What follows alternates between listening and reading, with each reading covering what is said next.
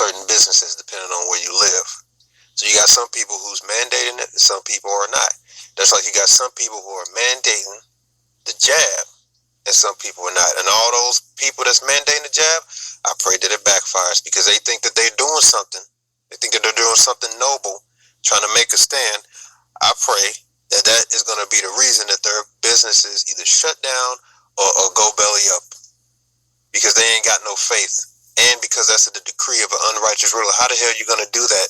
How you going to do that, man? The people just going to leave like, if I'll just go work here, I'll go work there.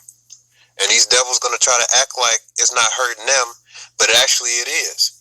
Because what good is your business without any workers, especially if you normally staff 200, 300 people and you got half of them that leave? What good is your business? And then you go to employ people, and one of the first questions you got to ask is, do you got the jab? And that may turn them off. I would say, listen, the moment you ask me that and say, well, just so you know, we requiring all. Look, thank you for taking the time to talk to me. I'm going somewhere else. It'll end right there. See? So I'm going to read that again. As a roaring lion and a raging bear, so is a wicked ruler over the poor people.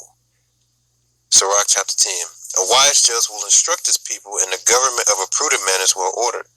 As the judge of the people is himself, so are his officers. So if the judge is wicked, we're talking about a wise judge, right? Esau does not qualify that, but the scripture says, as the judge of the people, so is himself. So if the man that's in rulership is the devil, is the wicked, is uncompassionable, he does not have pity on the poor, the needy, the widows. He's not a man of compassion. He's a man of cruel wrath. He's a thief.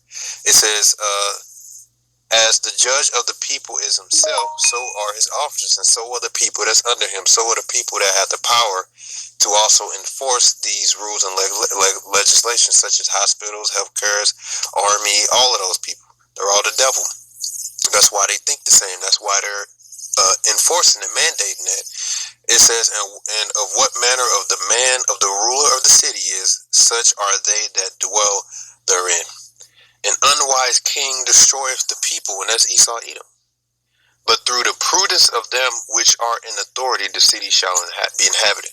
Fortunately, the Lord didn't say that there would be a point in time where an Israelite king would arise and save Babylon and turn it. No, he didn't say that. He didn't say that. He said this place is going to be destroyed because of the confusion and unjust ruling and decrees of the king. And I can pull all the scriptures that tell you that a wise king will hearken unto his people. A wise king will do his best for his people. A wise king gains that type of prestige. Just like when King Solomon's son came instead, Rehoboam, I want to say. I get Rehoboam, Jeroboam. I get them mixed up. Regardless, he saw counsel of the elders, and the elders said, listen, you need to walk in the same footsteps as your fathers. Make the people glad. He said he listened to the young guys and said, like, listen, you about to reap all they've been, you about to make it harder for them, you about to be a rich man, you're going to make it harder for them. What happened when he brought that to the people? That's when the split came. They said, oh, hell no, we ain't dealing with this. And they split, and then there was about to be a war, and the Most High stopped it. You see, that's because of an unwise ruler, an unjust king with wicked decrees. That wasn't smart. So look what happened because of that. And just like Esau, Edom, with all these mandates, is going to be the reason that a lot of these companies in this economy is going to fall flat on its face. And they're going to blame the people. They're going to blame you because you chose to walk away or because you chose not to comply. You chose to do your own thing. You chose to make your own money and say, I ain't working for y'all. Y'all trying to force me to do X, Y, and the whole shebang. And they're going to blame you. They're going to try to blame you. That's what's predicted. But I pray this whole thing goes belly up and backfire on them because that's an unjust decree that's just stupid. So all these, look, that's why I was like, short staff. I said, that's about at every food place. I said, y'all motherfuckers probably making that shit mandatory. Or maybe people just don't want to work either way. But come towards the end of September, a lot of these companies are enforcing that mandate. So we're going to see how successful they are. You know, these people think they got one up on you by saying, you're going to lose your job. They're going to be surprised at how many people are willing to just say, look, I'm leaving. watch how they try to blame the people. And all we gonna say is, according to the scriptures, that was you are an unjust king, and you enforced you didn't hearken to the people.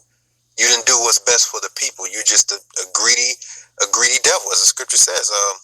An unwise king destroyed his people.